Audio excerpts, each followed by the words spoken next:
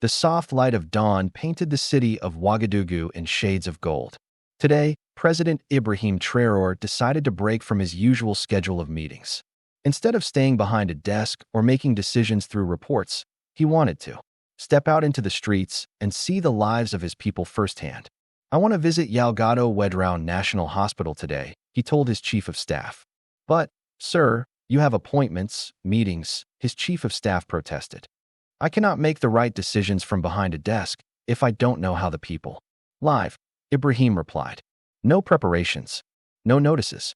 I want to see the hospital as it truly is." He arrived at the hospital quietly, driving in a simple car with only 2 bodyguards. Dressed in a traditional Burkina shirt, he blended seamlessly with the early morning crowd. The hospital director rushed forward, visibly startled. "Mr. President, we weren't expecting you," he stammered. "That's exactly why I came," Ibrahim said, offering a calm smile. "Show me everything. I want to see it as it is." Inside, the hospital was a scene of quiet struggle. Patients lined the hallways, waiting on benches or sitting on the floor.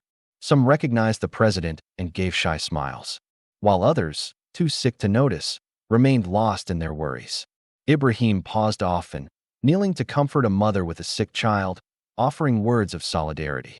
He shook hands with an elderly man, whose tears glistened at the unexpected kindness.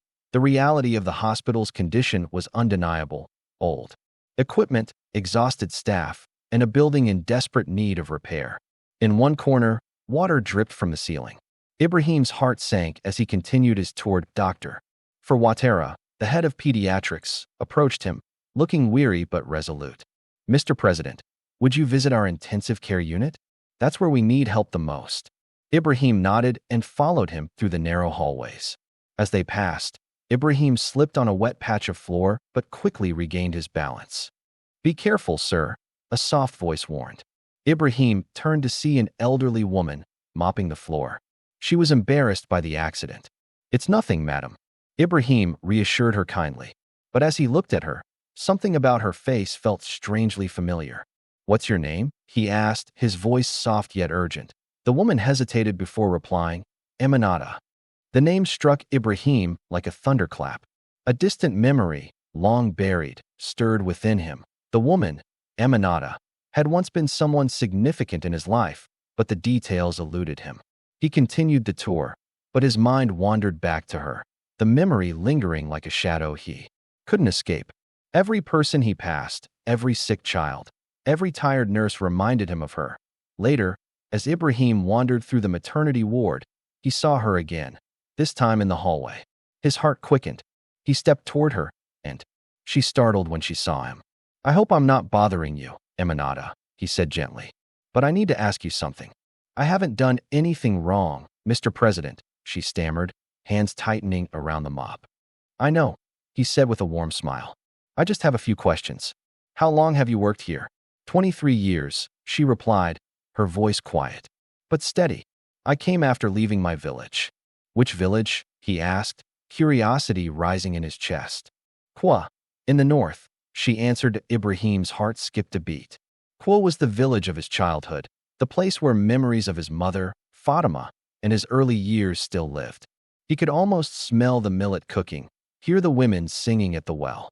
"Do you know a woman named Fatima?" Ibrahim asked, his voice tight that Aminata's eyes widened. "Yes," she said softly. "I knew her well. She was your mother." The world seemed to tilt. Ibrahim felt a wave of recognition, a flood of memories rushing back.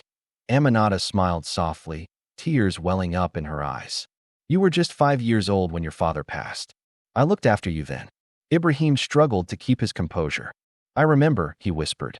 "I remember you, Mama Nina." A name he had called her as a child that they spoke. Time seemed to stand still.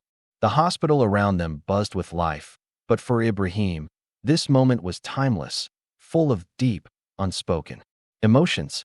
He knew now that the quiet, selfless woman standing before him had been more than just a caretaker. She had been his second mother. He promised her that day he would come to visit her at her home, not as a president, but as the child who had once been cared for. The next day, Ibrahim arrived at Aminata's home in the neighborhood of Depot with only his driver and one bodyguard.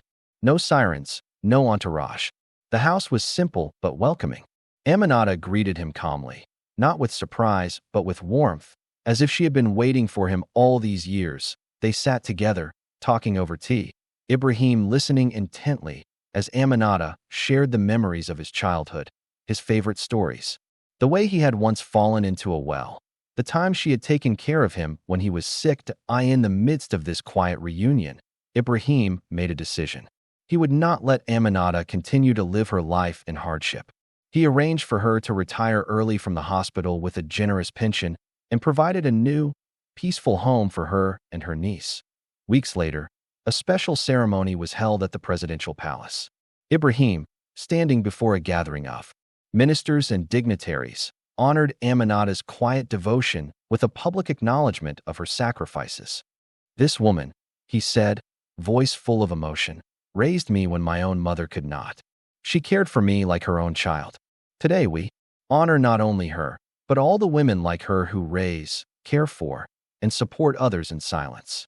The crowd applauded, and Aminata, humbled by the recognition, shared a simple but profound message about love, community, and the power of care. Back at his office later that night, Ibrahim was no longer the president who had to shoulder the weight of a nation's decisions. He was simply a man, finally reconnecting with his roots, grateful for the woman who had shaped his early years. As time passed, the Root of the Heart Foundation, named after Aminata, began to flourish.